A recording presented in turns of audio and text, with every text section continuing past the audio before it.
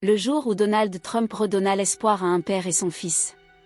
C'était une nuit de décembre 1995, dans la grande ville de New York, où les lumières des gratte-ciel dansaient comme des étoiles tombées du ciel.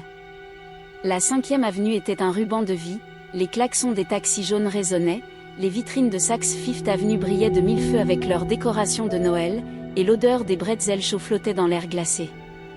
Les passants, emmitouflés dans leurs écharpes, pressaient le pas, leur souffle formant de petits nuages dans la nuit.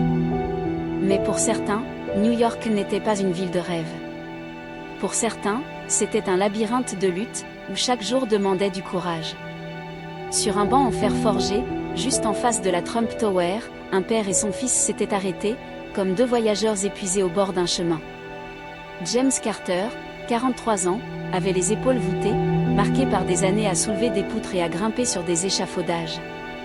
Ses mains, autrefois puissantes, étaient maintenant crispées autour d'une couverture élimée qu'il drapait sur son fils, Tim, un garçon de 8 ans aux joues rouges et aux yeux pleins d'étoiles. James avait construit des morceaux de cette ville, des immeubles, des ponts, des rêves de béton, mais un accident, 2 ans plus tôt, lui avait volé sa force.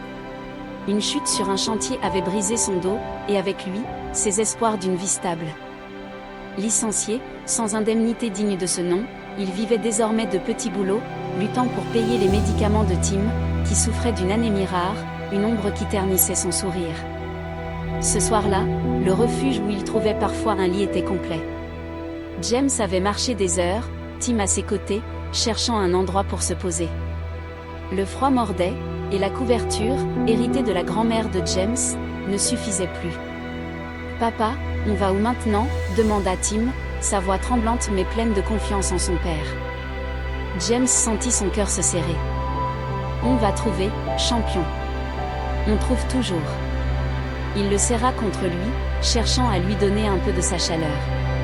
Sur leur banc, face à la tour dorée qui semblait toucher le ciel, ils étaient invisibles aux yeux des passants pressés.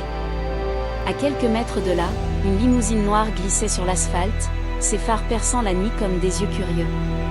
À l'intérieur, Donald Trump, 49 ans, était absorbé par une pile de documents. L'homme était une légende vivante à New York, un roi de l'immobilier, dont le nom brillait en lettres dorées sur les tours de Manhattan. La Trump Tower, son joyau, était un symbole de son ambition sans limite.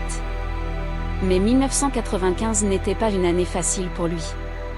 Ses entreprises avaient frôlé la faillite au début de la décennie, et il se battait pour rebâtir son empire, négociant avec des banquiers et jouant son image dans les tabloïds.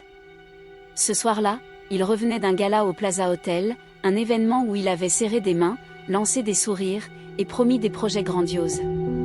Vêtu d'un smoking noir et d'un long manteau en laine, il semblait intouchable, un homme qui commandait le destin. Mais alors que la limousine ralentissait à un feu rouge, Trump leva les yeux. À travers la vitre teintée, il vit James et Tim, recroquevillés sur leur banc.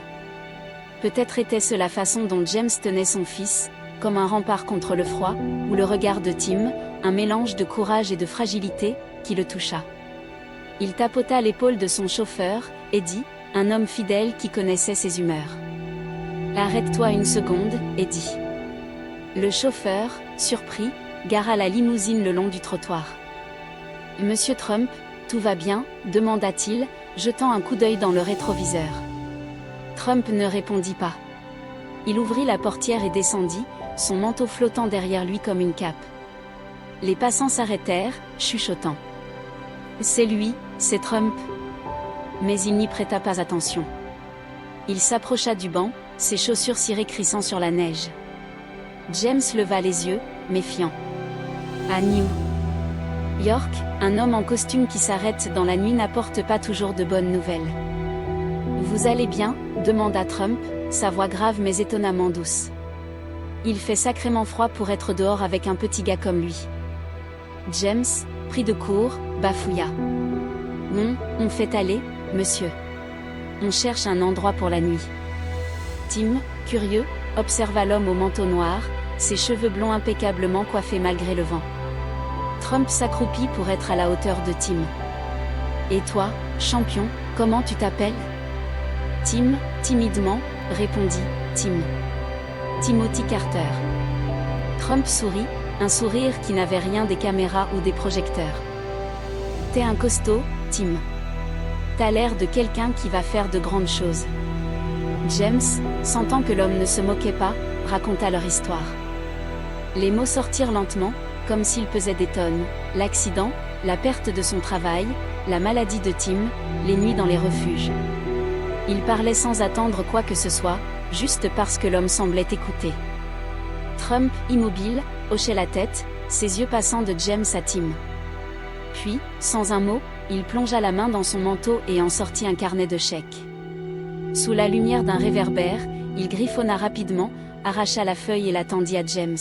« Voilà 20 000 $, dit-il simplement. Pour Tim, pour ses médicaments, et pour vous donner un peu d'air. » James fixa le chèque, incrédule. « Monsieur, je peux pas accepter ça. C'est trop. » Ses mains tremblaient, pas seulement à cause du froid. Trump secoua la tête, un éclat déterminé dans les yeux. « Écoute, James, j'ai grandi à Queens.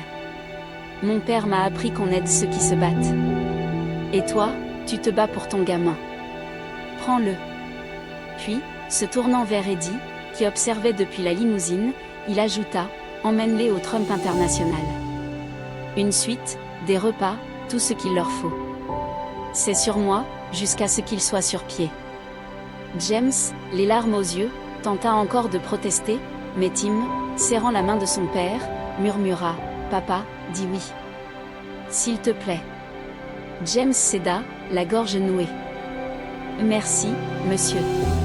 Je sais pas comment vous remercier. » Trump haussa les épaules, un sourire en coin. « Fais en sorte que ce petit devienne quelqu'un, c'est tout ce que je demande. » Eddie conduisit James et Tim jusqu'au Trump International Hotel, à quelques rues de là. L'entrée, avec ses portes vitrées et ses dorures, semblait tout droit sortie d'un rêve. Le hall scintillait, un lustre immense jetait des éclats de lumière, et le sol de marbre reflétait leurs silhouettes fatiguées. Le personnel, prévenu par un appel de Trump, les accueillit comme des invités d'honneur. Une femme souriante, prénommée Clara, les guida jusqu'à une suite au 12e étage.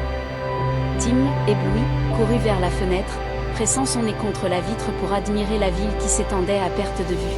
« Papa, on dirait qu'on vit dans les étoiles », s'exclama-t-il.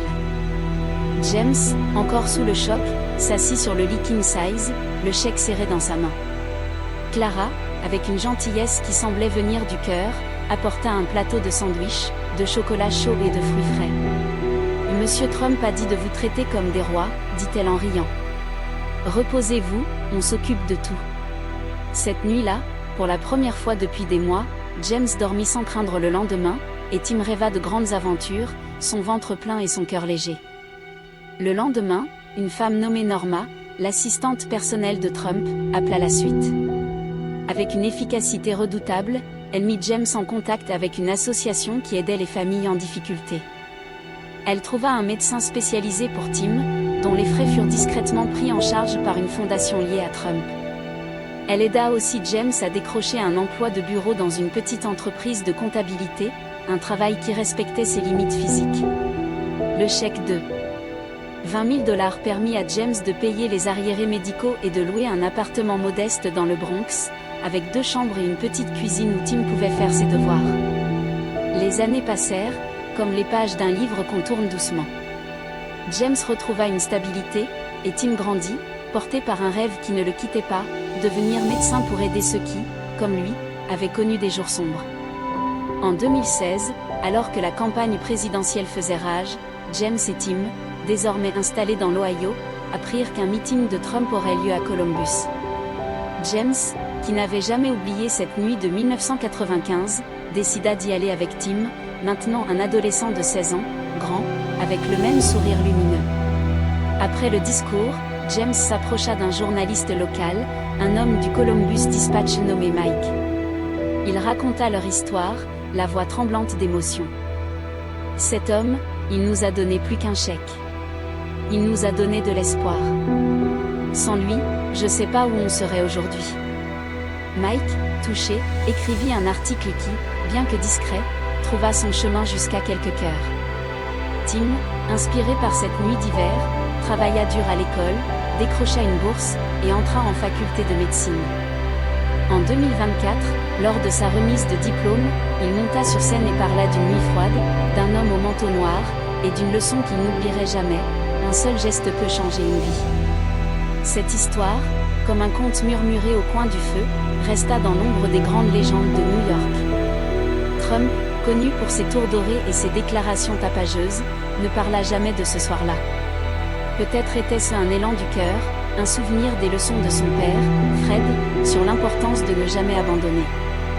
Peut-être était-ce simplement l'instinct d'un homme qui, sous l'armure de l'ambition, voyait encore la lumière dans les yeux d'un enfant. Pour James et Tim, cette nuit fut une étoile dans l'obscurité, un moment où le destin, capricieux, leur offrit une chance. Et pour Tim, devenu médecin, chaque patient qu'il soigne porte un peu de cette lumière, un rappel qu'au cœur de la ville la plus grande, la plus dure, un homme au manteau noir peut devenir une légende, non par ses tours, mais par son cœur.